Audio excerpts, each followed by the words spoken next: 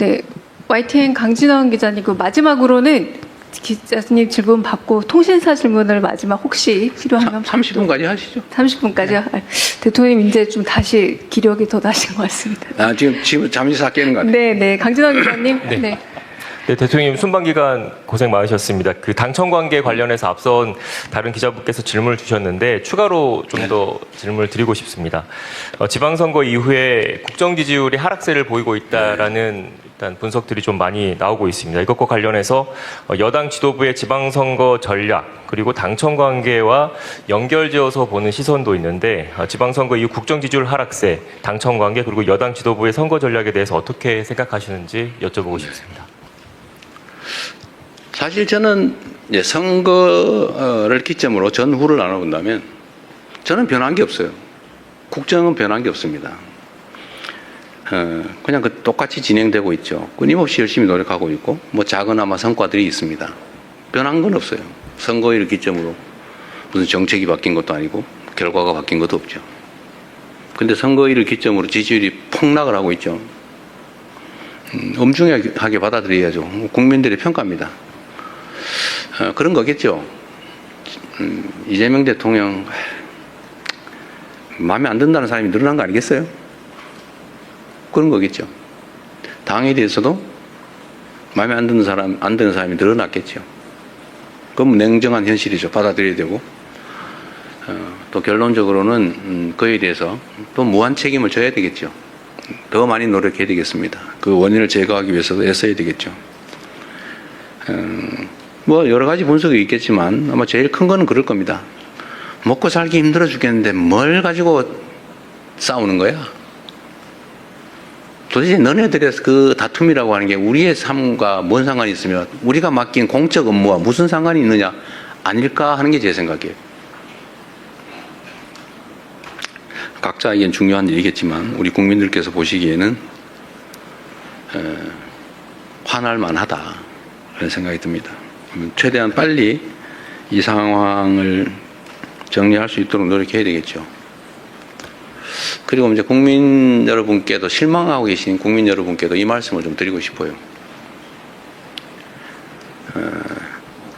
우리가 어떻게 하면 더 나은 상황에서 더 효율적으로 더 국민들을 위해서 국가를 위해서 주어진 원래의 책임을 잘할 수 있을까를 탐구하는 과정이다 라고 이해를 좀 해주시면 좋겠습니다. 최소한 저를 포함한 정부는 그래요. 이 일을 대면하는 입장에서 우리는 나름 최선을 다했지만 어쨌든 국민들께서 우리가 기대하는 만큼의 선택을 하해 주지 않으신 거죠. 그건 현실이지 않습니까? 그래서 어쨌든 생기는 문제들, 논쟁도 있고 또 해석을 둘러싼 다툼도 있고 대책을 둘러싼 논쟁과 다툼도 또 있는 거죠. 그러나 그조차도 더 나은 대한민국, 민생 문제, 민생 경제 더 나은 진전, 더 나은 결과 이걸 만들기 위한 노력입니다.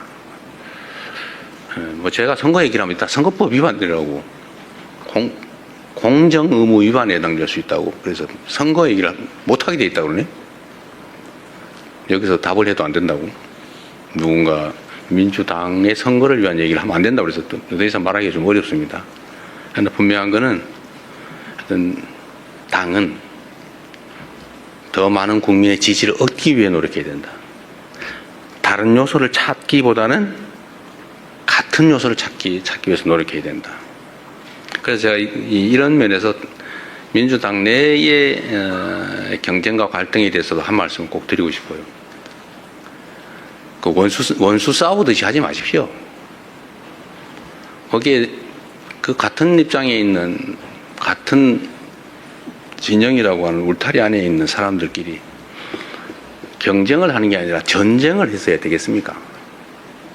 모욕하고 헐뜯고 없는 사실 만들어가지고 공격하고 그러니까 또 억울하다고 또 이쪽이 또 뭘 그러고 왜 그렇게 합니까? 경쟁을 해야 됩니다. 경쟁을 합리적 경쟁을 있는 사실의 기초에서 논쟁하고 경쟁이 됩니다. 없는 거 지어내지 마세요. 허수아비 전법이라고 없는 사실을 지어낸다면 거기다 막 공격하고 그래서 다른 옆에서 보는 사람이 저기 진짜 있나 봐. 이것도 하나의 테크닉이라고 생각하는지 모르지만 그거 나쁜 짓이죠. 다시 서로 회복할 수 없어요. 나중에. 그건 전쟁이죠. 또 모욕하지 마세요.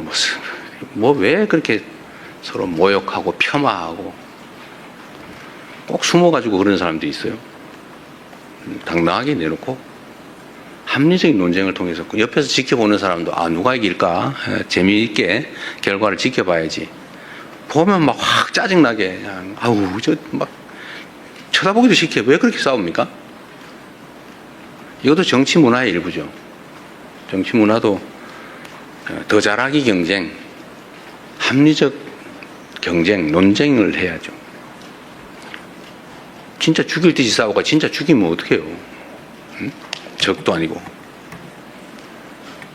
우리 안의 차이가 아무리 큰들 상대와 싸워 이겨야 될 상대와의 차이만큼 크겠냐 이 말씀 자주 드리는데 하여튼 경쟁이 전쟁이 되지 않으면 좋겠다. 그쵸? 지나면 다 그만이에요. 지나면 나 또 맨날 보고 살아야 돼요. 그래서 그 말씀 꼭 드리고 싶습니다. 여야도 사실은 좀 마찬가지예요. 그냥 얘기 나온 김에 좀 있는 사실에 기반해서 합리적 논쟁을 하면 국민들께서도 누구 말이 맞아. 누가 더 멋있어. 이렇게 할 텐데 표현은 왜 그리 저렴하며 또 없는 사실을 지어내가지고 막 음해를 하고 말이에요. 이러니 감정이 서로 상하잖아요. 이게 정치를 하는 게 아니라 패싸움을 하고 있어요. 패싸움. 그 국민들이 보시기에 얼마나 불편하겠습니까? 좀 여야 간에 저를 공격하시더라도 좀 없는 얘기 만들어가지고 내가 언제 주가 9천 가지고 자화자찬했습니까? 제가 조심스러워서 일부러 주가 얘기 안 하고 있어요. 그런데 이재명 대통령 주가 9천 됐다고 자화자찬 하지 마라 이런 논평 내고 그러면 되겠어요? 응? 내가 언제 그랬어? 내가 얼마나 주가 문제 조심하는지 압니까? 일체 한 번도 언급한 일이 없어요. 내가 몇천 포인트 됐다고 막 자랑했습니까? 제가 그럴 때마다 걱정이 있어요.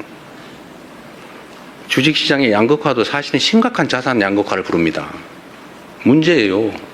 걱정이에요. 그걸 완화하기 위해서 정말 많은 노력을 해요. 주가지수가 외형적으로 트는 것보다는 다 한꺼번에 성장하면 좋겠는데 잘 안 되잖아요. 그런데 자화자찬했다고 더 없는 사실을 만들어서 교만하게 그러지 마라 이러면 되겠습니까?